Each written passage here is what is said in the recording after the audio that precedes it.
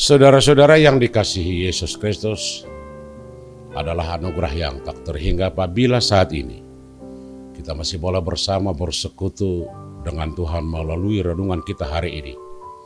Dan biarlah kasih karunia dan damai sejahtera dari Allah Bapa kita dan dari Yesus Kristus Tuhan kita kiranya menyertai saudara-saudara sekalian.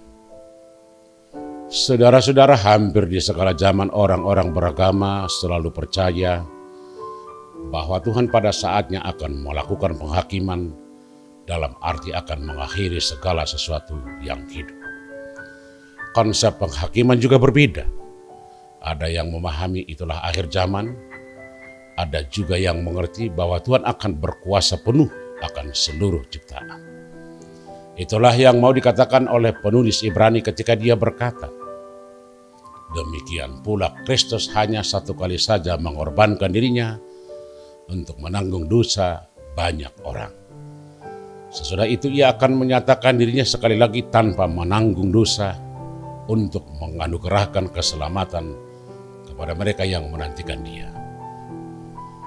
Saudara-saudara, pemahaman akan penghakiman atas dunia ini sudah lama dirindukan, mulai dari zaman para bapa leluhur, karena pada saat itu keadaan bangsa Israel sedang berada dalam situasi penuh kejahatan dan dosa. Ini dimulai ketika para raja-raja Israel sudah keluar dari misi dan tujuan Tuhan yang memilih mereka. Tuhan yang memilih mereka untuk menjadi pemimpin bangsa itu, untuk melakukan apa yang diperintahkan Tuhan. Tetapi para raja justru membawa bangsa jauh dari Tuhan dengan membawa Allah bangsa lain untuk disembah dan dipuji.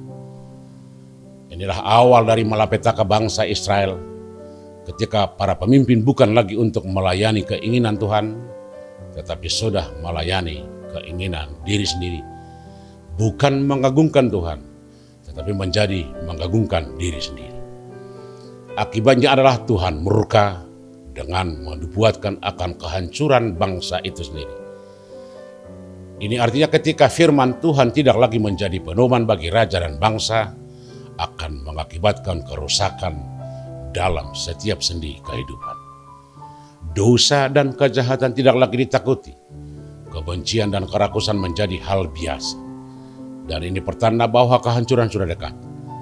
Dalam situasi seperti itulah renungan hari ini yang merupakan pergumulan bagi mereka yang senantiasa setia kepada Tuhan, agar Tuhan menghentikan semua kejahatan dan dosa ini dengan melakukan penghakiman. Dan ketika penghakiman Tuhan datang, semua akan diminta pertanggungjawaban dengan apa yang dia lakukan. Sebab penghakiman Tuhan adalah adil. Semuanya tidak ada yang tersembunyi, jelas dan nyata. Penghakiman Tuhan pada zaman bangsa Israel terjadi ketika bangsa itu keluar dari perbudakan Mesir dan kemudian terjadi pada perbudakan Babel. Artinya Tuhan membebaskan mereka dari belenggu penjajahan dan perbudakan, dari kuasa bangsa lain, dari penderitaan akibat pembuangan. Penghakiman pada zaman Yesus, semua orang yang sudah ditebus akan diselamatkan. Semuanya bukanlah atas usaha dan kemampuan kita sendiri, tetapi adalah atas perbuatan Tuhan. Tuhan yang bertindak dan memakai cara yang kadang sulit untuk dipahami, yaitu harus mengorbankan Yesus dengan cara yang sulit dimengerti karena harus disalib. Namun yang jelas bahwa pembebasan, kelepasan, kemerdekaan itu adalah atas kehendak dan kuasa Tuhan. Ini menjadi pengajaran bagi semua orang percaya untuk mengerti bagaimana Tuhan senantiasa selalu memberikan apa yang terbaik sepanjang manusia setia kepada Tuhan. Saudara-saudara, tetapi penghakiman di dalam Yesus Kristus merupakan perbuatan Tuhan yang paling besar di sepanjang sejarah. Karena dia sendiri yang bertindak untuk menegakkan penghakiman demi keselamatan umat manusia. Dalam masa penantian ini, yang kita yakini dia akan datang kelak untuk kedua kali, bagaimana sikap dan perbuatan orang percaya. Renungan hari ini berkata, dia Sang Juru Selamat akan menyelamatkan kita.